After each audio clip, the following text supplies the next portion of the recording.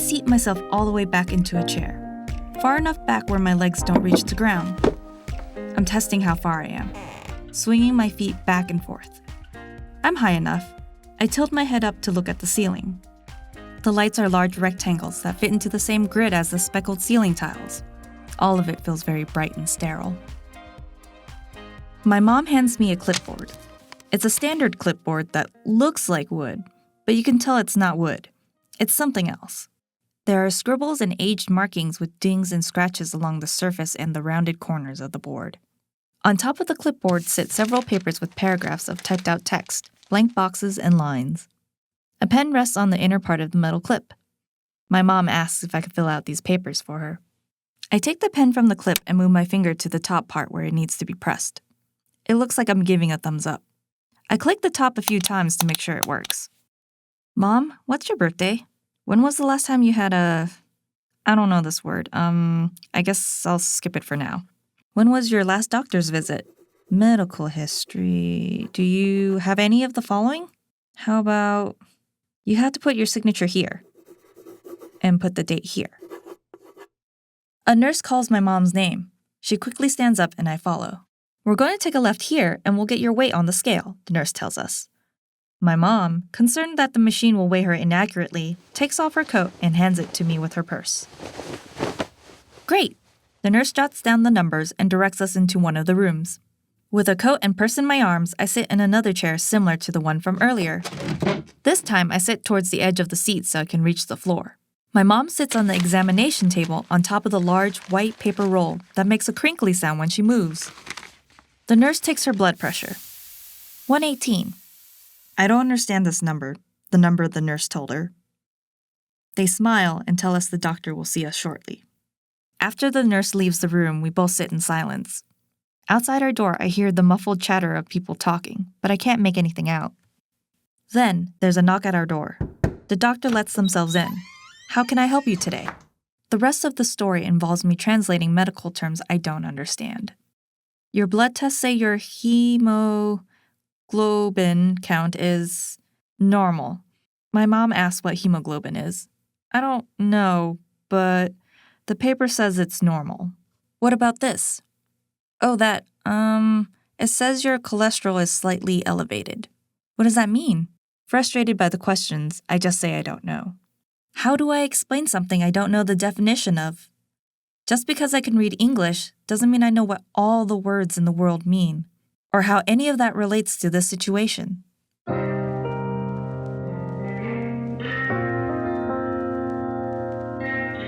I imagine this happens to a lot of kids that grew up with parents that didn't understand English well. Because of these visits to the doctor, I gradually became efficient at filling out admission forms and understanding medical terminology.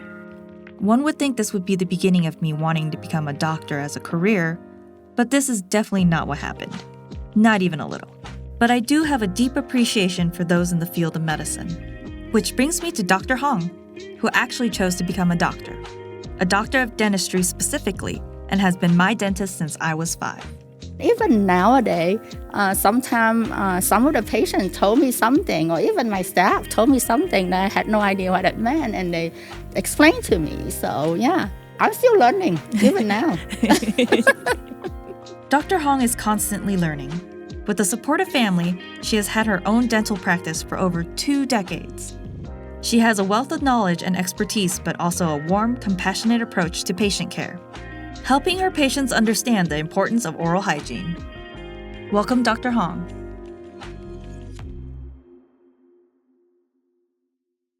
Today we have a special guest, someone who I've known since I was really little. They started out as a dental assistant at a different pediatric dentist office. I have my dentist. I also know them as Dr. Hong. Welcome. Thank you, Christina, for inviting me. It's an honor to be here. So can you tell me a little bit about your background? Yes. So basically, my dad is Chinese. My mom is Vietnamese. I was born and raised in Vietnam. I came to the U.S. when I was 16 years old. So I basically finished high school here the last 2 years, 2.5 years, I should say, in the U.S. we originally came to Rochester, New York, because my grandma sponsored my parents or my dad and my whole family there. But then my oldest brother and his wife got sponsored to Reno, Sparks area by her parents.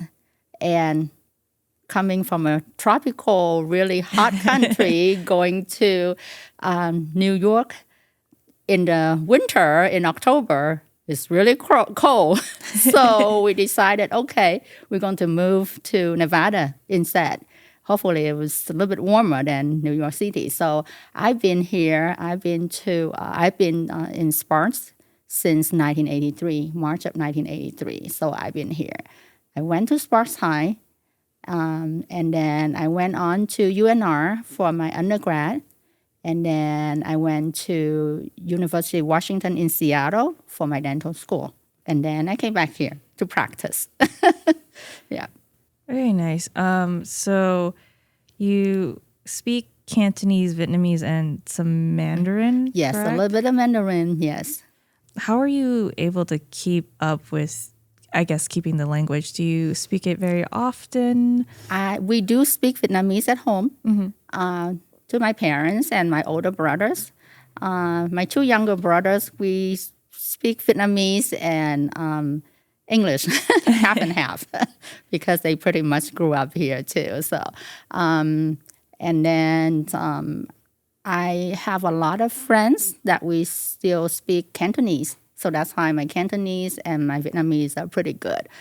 Mandarin, I don't get a chance to speak a lot, so that's why I don't practice a lot unless if I talk to patients and just watch the movies and drama. That's how I learn or freshen up on my Mandarin. Do you find that knowing multiple languages like this help you in your practice? Definitely. I'm glad that I'm able to talk because a lot of patients, just like your parents, they prefer to speak Cantonese instead of English. It's just easier for them. So I can understand the patients more. So it is an advantage. Yeah. And what made you want to get into dentistry? My mom's cousins, two of them were dentists back in Vietnam, and then they came to the U.S., they in LA, and they were practicing dentistry. So I always kind of like dentistry, and my teeth not that great to start with when I was in Vietnam, even though my mom's cousin were dentists. So that's why I said I want to learn a little bit more on how to be able to keep my teeth healthy and keep my family members' teeth healthy. So that's how I got into dentistry, even though a lot of people didn't think it's a good idea. Oh, well, I feel like a lot of the time parents are, the default, or at least for amongst Asian Americans, Right. it's like, well, what's the career you're going to choose? And you're like, do you want to be a doctor? You should be a doctor. Right, yeah, And, not dentists. Well, and maybe that's something that, do you find that there aren't as many Asian dentists? Actually, I think there's more and more now. I remember when I grew up, I think the reason because not many people like dentists. I got a lot of patients that came into the office and told me, I hate dentists. Nothing against you, but I hate dentists. So I think same thing with my family member too back then. It's just not a very, I think, friendly profession. So that's why my family wasn't really, they're not against it, but they're not really, okay, if you want to, that is fine. But I think now they're okay with it. Unfortunately, none of my nephews and nieces want to take after me, so they mostly engineers. We have a lot of engineers in my family. No doctor, but lots of engineers. How was kind of like that transition? So from going to New York to Sparks, and then you went to college in Washington, kind of like those different areas, and then demographic of people. How was kind of going through all that? I really enjoy Rochester, New York. It's not like New York City. It's just a small city there. So I really enjoy it. It's just really cool. Other high school teacher that I had in Rochester, New York were great. I guess they have a big group of Asian students anyway, so that was good. And plus, my aunt's family, my uncle's family is all there. So I went to school with my cousins too, but we only stayed there from October until March. And then when I came here, the Asian community was a lot smaller, but still, all the teachers were really good. They were really supportive. Some of them I still keep in touch. So that was really good. And then the reason that I went to UW because my oldest brother, he got a job offer for the Navy in Seattle area. So I ended up in Seattle. And then my older brother, not the oldest, but my older brother, he actually worked for Boeing later on, and then he got married. So now I still go up to Seattle a lot to visit my brother and my sister-in-law and all my friends there from dental school. So that's how I ended up in Seattle too. Yeah. Did you find it kind of shocking going from a large populace of Asian people, like say Vietnam, and then, not as many in Sparks?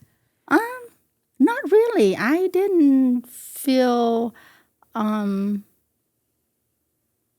I didn't feel anything like that. Like I said, a lot of the teachers that I had, though, I think most of them are really good. And the people that I actually encounter are really good. I was actually, blessed, I guess, to meet a lot of great people, and I really appreciate that. And I appreciate the opportunity that my family and I got here. So, yeah, so it was really great.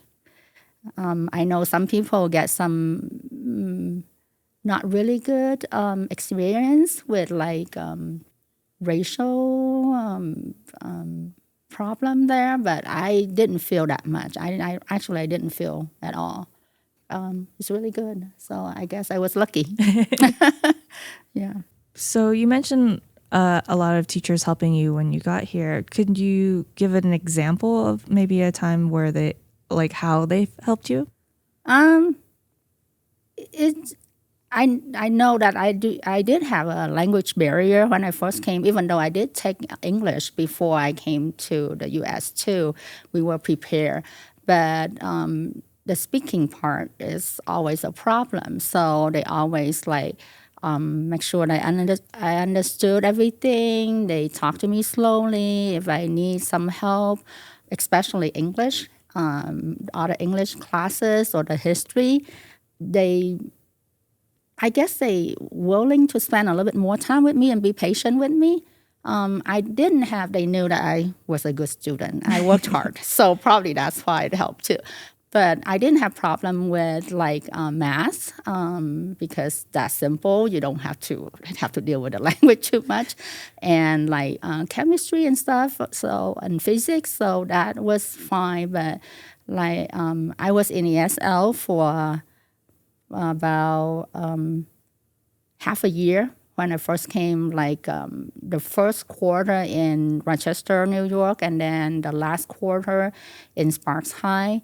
So, but they were able to help me with the language barrier, mostly the speaking part, because with the written part, I didn't have too much problem. Mm-hmm. It just learn how to speak fluently and also to listen, because there's some idioms too that I'm not used to. So I guess because they knew that I was a hardworking student, so that's why they were willing to help me out.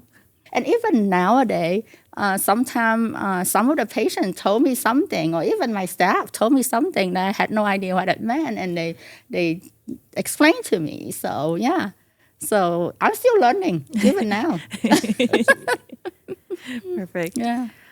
So going back to what goes on at dentistry school, and how do you become a dentist? What are the steps to that? I went for 4 years undergrad, So graduated from UNR, and then I went another 4 year in dental school at University of Washington in Seattle. And the first year there, we mostly do didactic, so a lot of like books and stuff and tests and a lot of lab work.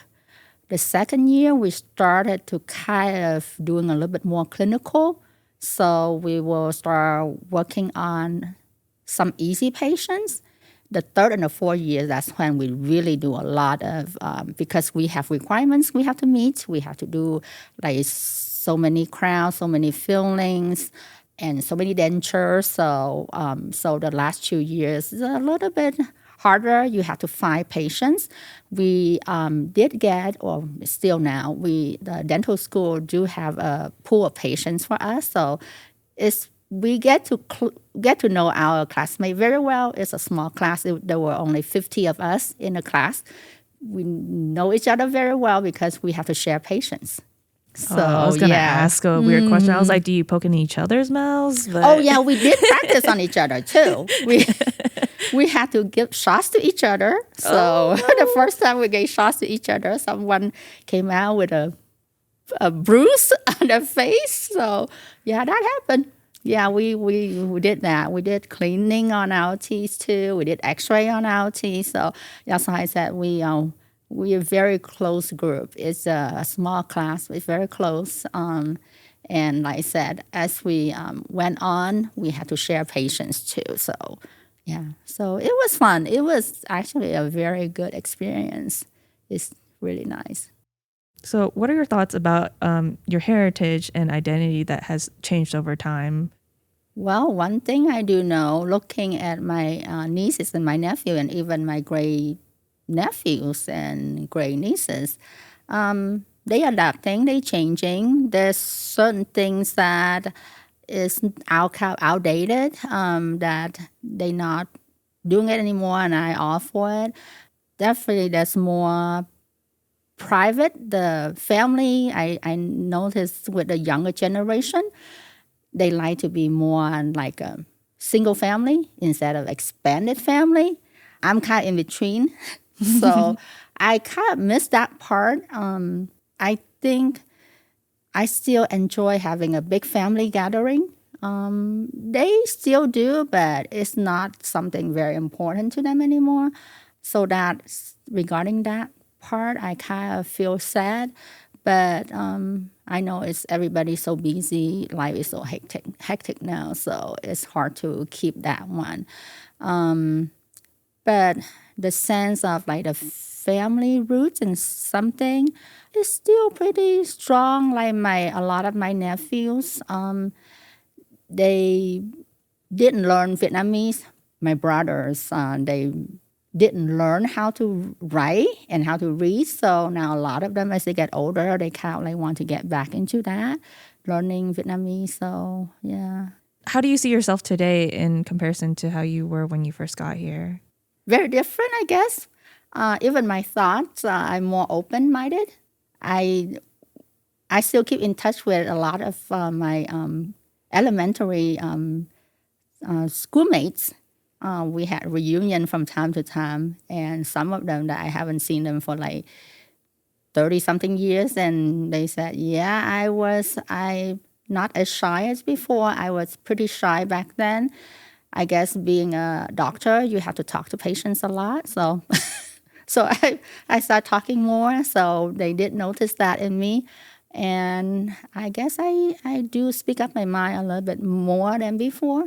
Mm-hmm. Before being an Asian and Chinese too, and being a girl, you should always speak out like behind instead of stand up for yourself. So I do see that I changed on that aspect too. I have my own practice, so it wasn't very popular back then like that. You always have to have like a man or somebody to support you. I still have my family to support me though. When I opened my own practice, I had a lot of help from my brothers. So yeah, I still have a lot of help, but that is different, and not just here in the U.S. I think in Vietnam too, women start standing up for themselves and be strong and be independent a lot more. So I think it's worldwide. It's not just here. What do you feel like the significance of having dentists in the community with your background and heritage? I think it's good to have that. Diversity is good too. And a lot of older patients, they need that somebody that they can communicate with, they feel comfortable communicated with. So I think it's a good idea to have more. I wish we have more, not like in California or in Seattle.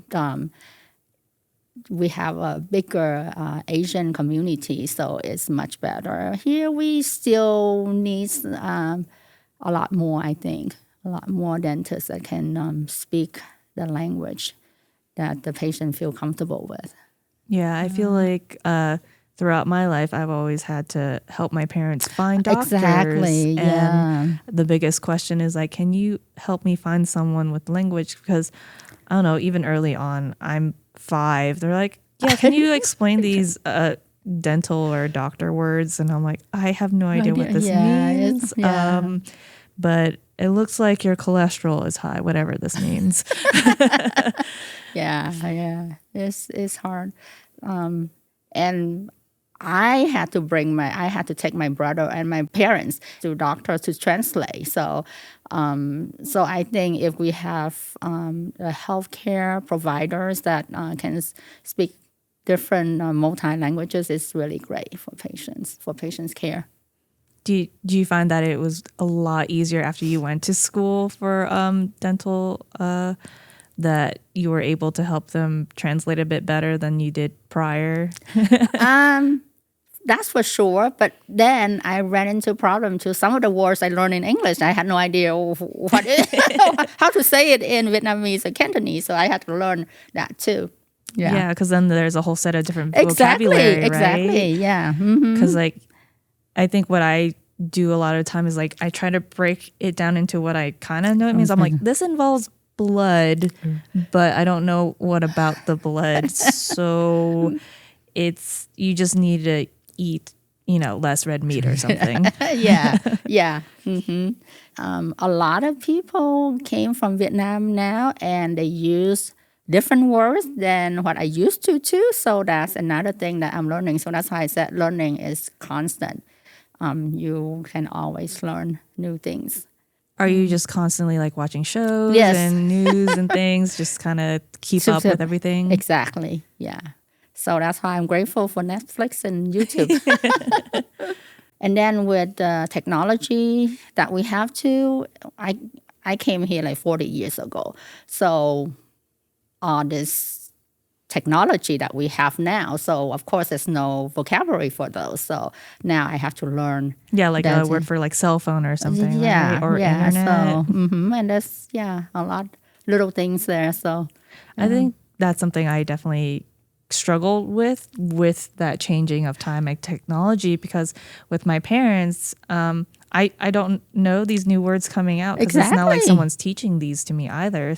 So I'm like trying to explain. I'm like I think the hardest thing to kind of explain, or the concept of, is Wi-Fi. Like exactly. So there's things in the air, and then it transmit. How do they transmit? Yeah. A lot of things. It's hard. And so, because when we went on our trip to Vietnam, we constantly had to connect our phones to the free Wi-Fi, so we can have access to message each other. But I think that scarred them, because when they came back to America, they're constantly asking me like, "Where's the Wi-Fi?" And I'm like, "You have Wi-Fi at home. It automatically connects. You don't and you have cell service, so you don't need to connect to the Wi-Fi. You're fine." Yeah. But yeah, that's really interesting to think about, because I don't think about like vocabulary as a thing that you have to update, but it is. Yeah, right? you Constantly. have to. Yeah, you have to update all those. So that's why I said the YouTube is great. And of course, you have Google Translate now too. But if you don't know the concept of that word, it still make no sense to you, especially for your parents. Like, okay, they know the word, but what does that mean? So you have to kind of explain to them too. Yeah, because there's no definition. I kind of come across that a lot too, because going back to the trip to Vietnam, I had Google Translate. So I'm just taking photos of everything, trying to figure out what this means in the chopped up, translation of what it is. Because we were like in a garden, there was a picture of a flower that was like with a dead face, and I didn't understand. And so what it had translated to is it said, "Don't kill me." And I was like, oh, they're telling us not to step in the garden on the flowers. I got it. But it was just like, what's happening here? I don't get it. I know. Yeah. What would you tell someone who, say a little girl came up to you today and said that they wanted to be a dentist? What would you tell them? It's good. Nice. One caution though, and I notice nowadays that there's a lot more corporations. So that's something I don't like to see. And I know a lot of patients that coming to my office too, you lose that personal touch, the rapport with the patients. But if you graduate from dental school with a lot of debts, of course, you have to work for big corporations, so you have a steady income to pay for all the debts that you have, all the loans you have. So it's a lot more difficult to open your own practice. Dentistry is still good, but it's just the way that healthcare system is going is not that great. Well, thank you so much for coming in today. It was great getting to learn about you some more, and I appreciate that you did become a dentist, because I can pretty much come to you anytime I need, which I feel like is great to have someone consistently in your life that, in a way, I feel like you're very motherly, and I appreciate that. You're very welcome. I'm glad that you like me and not saying like, I hate dentists.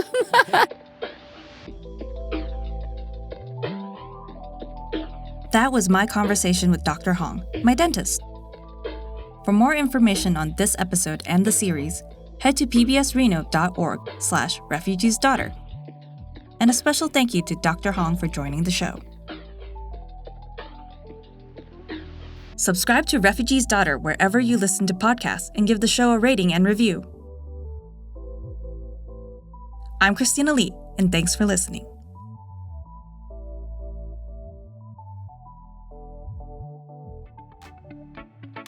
This episode was written by Christina Lee, with production help from Divergent Point Media. Refugee's Daughter is a presentation of PBS Reno.